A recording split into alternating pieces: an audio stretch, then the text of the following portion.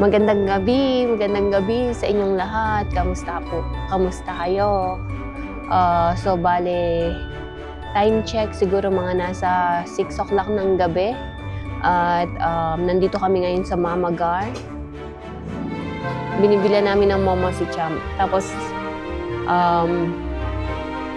punta kami para mamili ng mga gulay para pansahog dito sa gagawa ako ng sopas mamaya pag-uwi. So, ayan. Daan muna kami dito sa Mama Gar. Pakita ko din sa inyo kung ano itsura ng loob nila. So, ganito ang cafe and... Can take video? Thank you. Ayan, ganito ang loob ng Mama Gar. May mga family room sila. Tapos, punta na tayo na medyo dim light dito sa side na to. Dito siya pakita niyo. Sa labas na lang kami uupo. Kasi Dito na lang. It's nice. Oo. So, eto, habang iniintay namin yung order namin. Okay. Habang ino-order namin habang iniintay namin yung order namin, maghintay kami dito sa labas. Ano lang naman yon, chicken momo para kay Champ. Malamig. Nakadoble ako actually. Tapos may isa pang layer dito. Kasi malamig. Pero ganito. Malaki tong Mama Gar na to eh. Kaya lang nasa residential area kasi siya. So tapat lang ng bahay namin.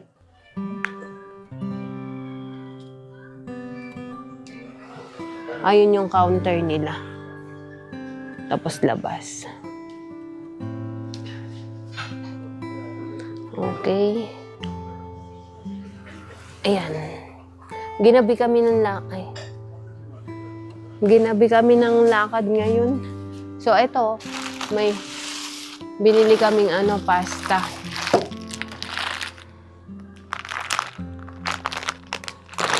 Tsaka sausage. Magkano to? 750 grams, nasa 200 rupees. At saka yung sausage. Yung sausage dito ganito. Magkano to? 395 rupees. Okay, dito meron silang, aray ko, tinamaan na ako. Laugh every day daw. Live every moment. Love beyond, what is that? Words. Love beyond words. Kaso natatakloban na ng mga halaman. Okay. Nice.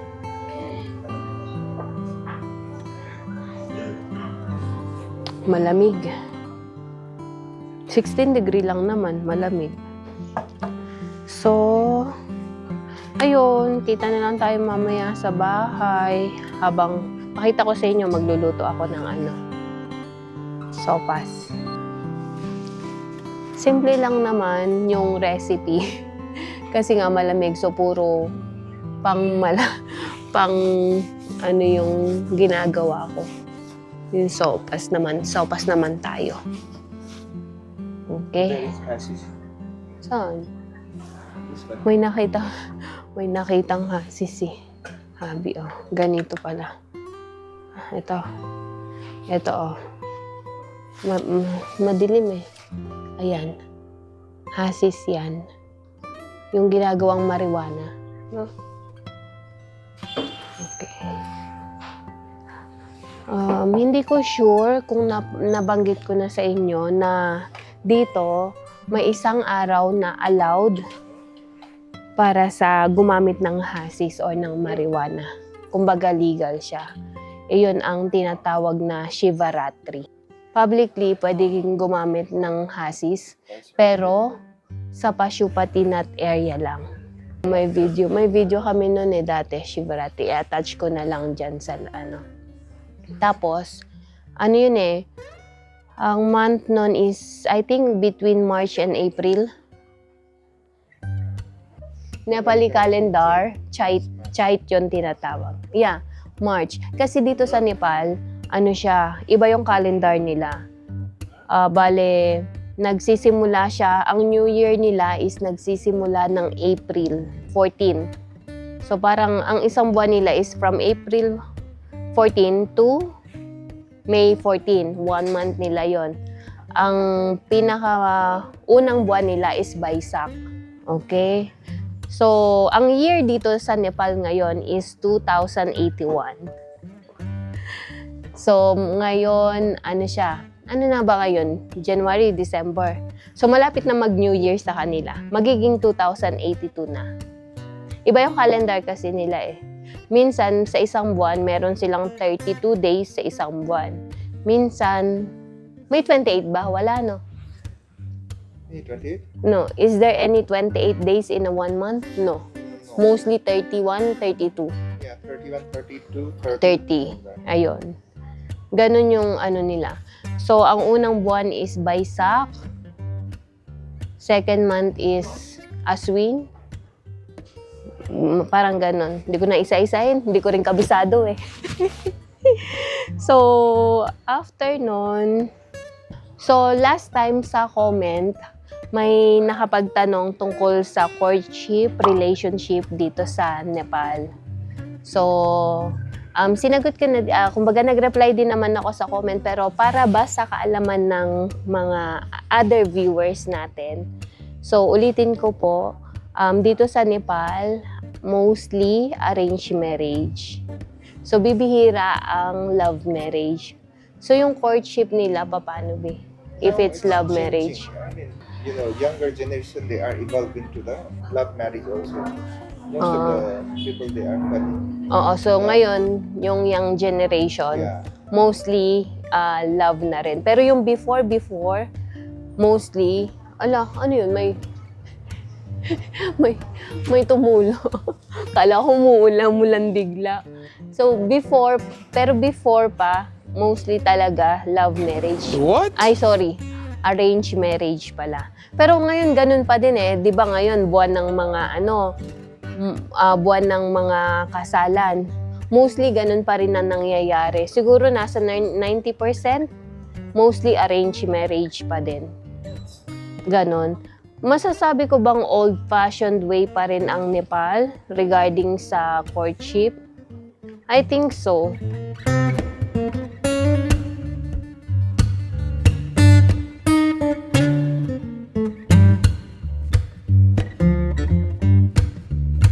Okay. So, ayun. Dito sa Nepal, ang abortion is legal po. So, like for example, boyfriend, girlfriend, tapos nabuntis, pinapa-abort nila. And it is legal po dito sa Nepal. And then, meron din isa pang nagtanong, tungkol naman yun dun sa safety dito sa Nepal. Yung crime rate, at saka nakalimutan ko na, i-stick ko na lang din yung tanong niya. So, regarding dun sa crime rate ng Nepal, nasagot ko din, na-replyan ko na din naman si sis. So, para din po sa kaalaman ng lahat, safe naman po mag-travel especially kung mag-isa ka lang magta-travel na babae. Safe naman kasi mababait yung mga locals dito. Yung minsan nga, katulad nung nagpunta kami ng Chisapani, hindi na namin kailangan humingi ng tumawag ng, kumbaga, humingi sa kanila ng tulong. Sila na yung kusang ano ba tawag doon? Offering help. Mag-offer ng tulong. Ayun. Tapos yung crime rate dito sa Nepal is hindi naman ganun kataas, so safe pa rin mag-travel na mag-isa.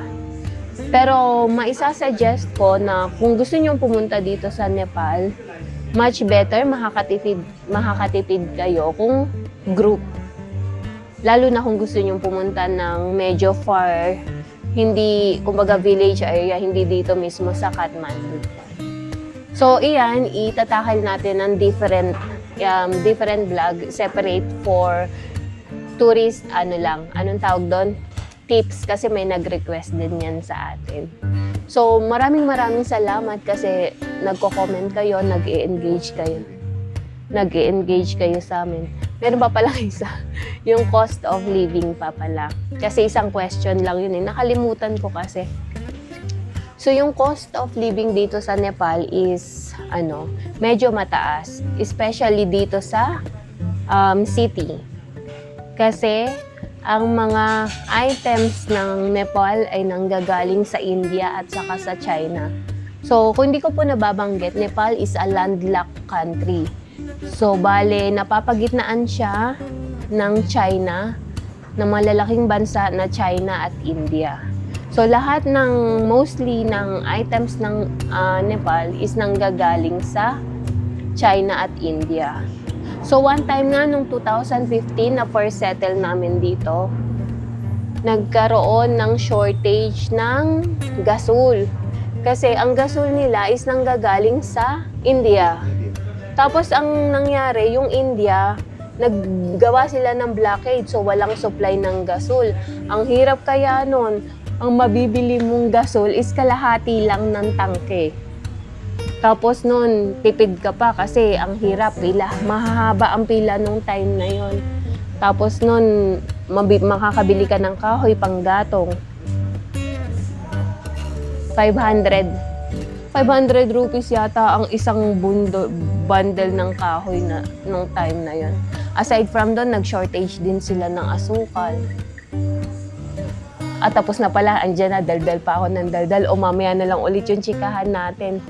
Much more details pa sa Nepal, iisa-isahin ko po sa inyo yan sa mga upcoming videos natin. Okay? See you sa bahay. Magluluto ako ng sopas. Okay, nandito kami ngayon sa bilihan ng gulay. So, bale, magluluto kasi ako ng sopas. So, bibili kami ng cabbage tsaka carrots. Tapos may nakita ako dito mga kasi nga season nito. Kamoting ube, ube. Tapos may ube na ganito. Tapos kamoting kahoy. So, mamimili kami ng andito kami sa may choke. Mamimili kami ng cabbage, capsicum, at saka itong carrots. So, ang ganda. Ha? Magkano? Konti lang. Only 3 lang maybe. Ang ganda ng capsicum. Ay, ng broccoli. Kaya lang mahal. 2 lang. Then, cabbage is small only. Hindi yan. And then, tapos tingnan nyo yung yung mushroom.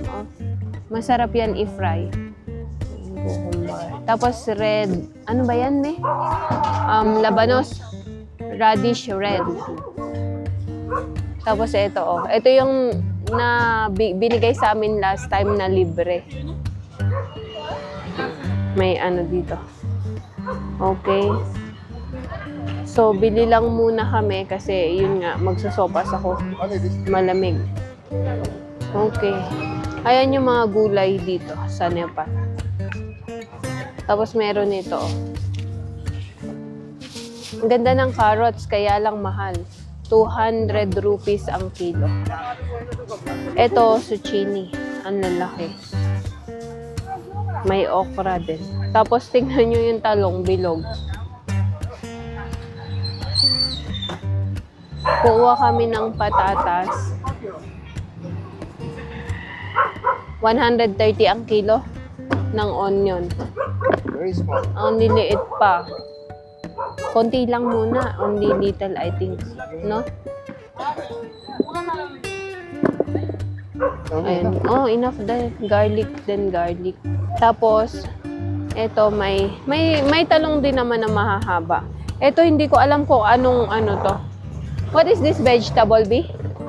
This one, they call it barber, I don't know. Tapos eto rin, Alam nyo ba kung anong vegetable to?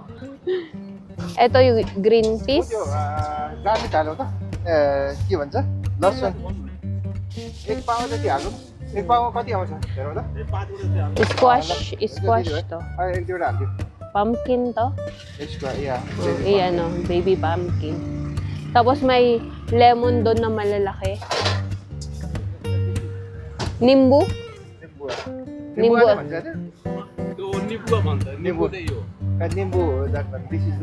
Nibuwa. Tapos beetroot.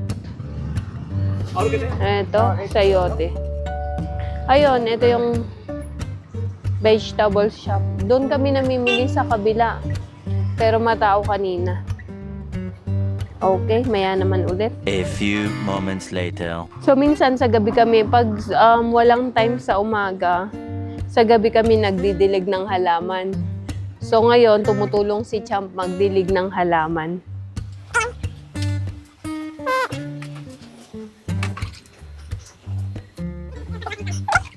Ayan, patapos na siya. So, Siya naman yung nagdilig ngayon. Okay, nandito na naman ako sa kusina, magluluto ng sopas. Di ba kanina namili kami ng mga gulay. So, lutuin natin yon para sa malamig na panahon. Tara, let's.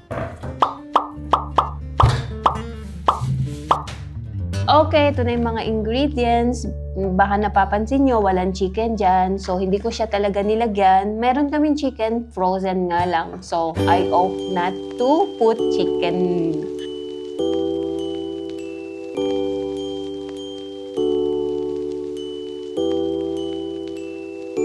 Okay, so ayan, nahiwa ko na yung mga ingredients. Meron tayong sausage. At tapos, ang onion, garlic, at capsicum. Tapos yung carrots at saka cabbage. At ang pasta. So, may milk din yan. Mamaya, pakita ko sa inyo kasi yung milk nasa fridge pa. Okay. Hindi ko napakita sa inyo yung butter. Ilalagay ko muna pala yung butter. Sa butter ko siya ipiprito. Igigisa pala. Hindi ipiprito. So, unahin natin ang butter. Init na. Hala, mainit na pala siya. Nasunog tuloy yung butter. Okay, bawang. Sabay ko na yung sibuyas. Pacham na sopas lang to, pachamba. Mabilisan na na sopas. Meron kami ditong, namili kami ng ghee, pero hindi pa siya luto, pero butter pa lang din siya. Pakita ko sa inyo kung paano to lutuin bukas para maging ghee. For now, butter siya. 2 kilo yung binili namin ganito. Oh. Homemade ghee. Pero sa ngayon, hindi pa siya ghee. Butter pa lang siya. Okay, isunod ko na ang sausage. Ewan ko kung tama ba itong ginagawa ko.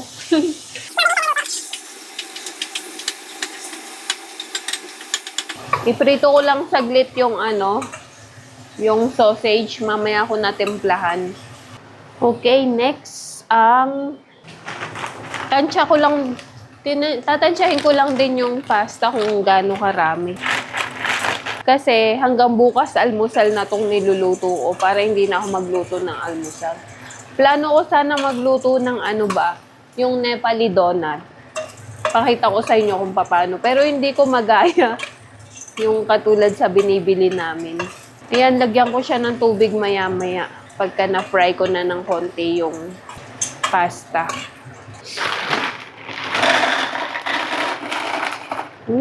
Sobra. So, itong niluluto ko na to, pang dinner po namin. Lagyan ko na siya ng tubig. Tapos, konti lang kasi lalagyan ko pa siya ng fresh milk mamaya. Since hindi ako nakagawa ng iba, walang time. So, diretso, rekta. Fresh milk na lang. Takban natin para mabilis kumulo. Tapos, ako ilagay ang mga veggies. So, maghuhugas muna ako ng mga pinggan. Since malamig ang tubig, nag-gloves ako. Ayan, kumukulo na. At mukhang malambot na din yung pasta. Pwede ko nang ilagay ang gatas. Ganito yung gatas dito, fresh milk. Lagay ko muna pala yung veg. Okay, at saka itong, pagsabay-sabayin ko na silang lahat. Cabbage at saka carrots lang sa yung capsicum. Pagsabay-sabayin ko na. Tapos timplahan ko lang ng asin. At saka yung, anong tawag doon? Nor cubes. Para maglasang chicken. O, di ba? Magic. May chicken na. Parang kulang ang tubig ko. Ang dami kong gulay. Ano? Pakulayin ko muna ng konti siguro. Hindi ko alam kung tama, pero ganito kasi yung style ng ano, pacham na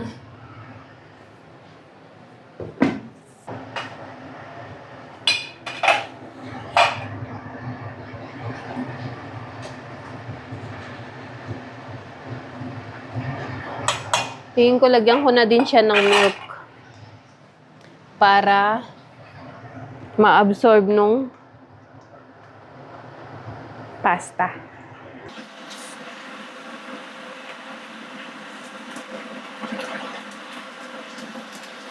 Okay.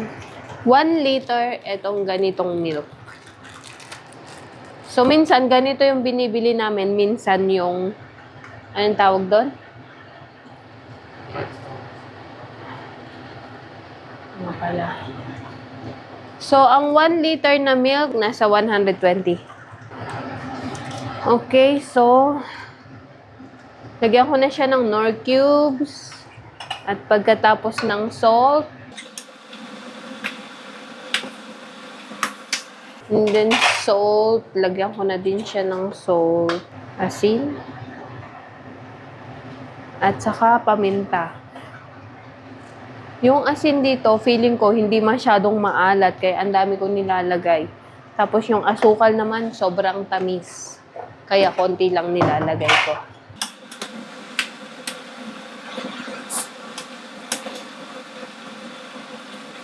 Feeling ko nalamog na yung macaroni ba? Tingnan nyo. Konting pakulo pa kasi yung anong tawag doon? Yung gatas, parang hindi pa masyadong luto. Pakuluin pa natin ng konti. Okay, so tingin ko luto na ito kasi nadurog na yung pasta. Tingnan nyo, nawala na siya sa shape. Dapat bilog-bilog siyang pa ganon. Ang nangyari, naging straight. Overcook. Better luck next time. So, ito na ang ating sopas. So, ito, magluluto rin ako nito, partner nito. Alam niyo ba kung ano to? Ang tawag dito sa Nepal? Roti? Dongri? Ang tawag nito sa Nepal, dongri. So, in English, finger roll. So, pag ito prinito, lumalaki siya na parang mahaba. Hindi ko sure kung meron sa Pinas, pero nung nagdala ko nito sa Pilipinas, nagustuhan naman nila. Para siyang fish cracker. Prito tayo. Much okay yung deep fry, pero ngayon, konting mantika lang, tapos magluto tayo. Ano ba?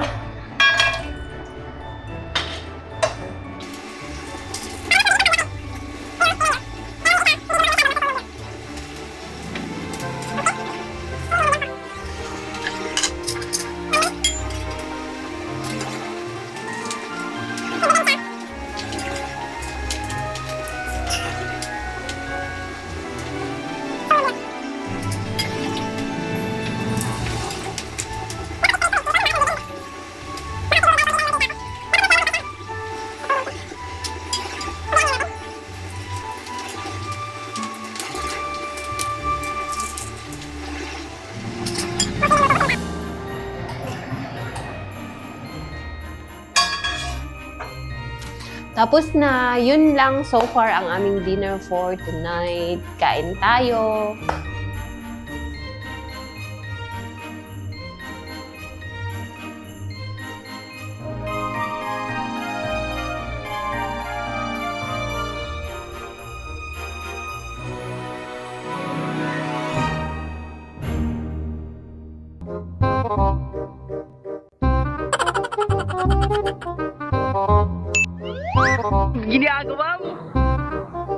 If you like this video, please consider subscribing to our YouTube channel, SL Nepal.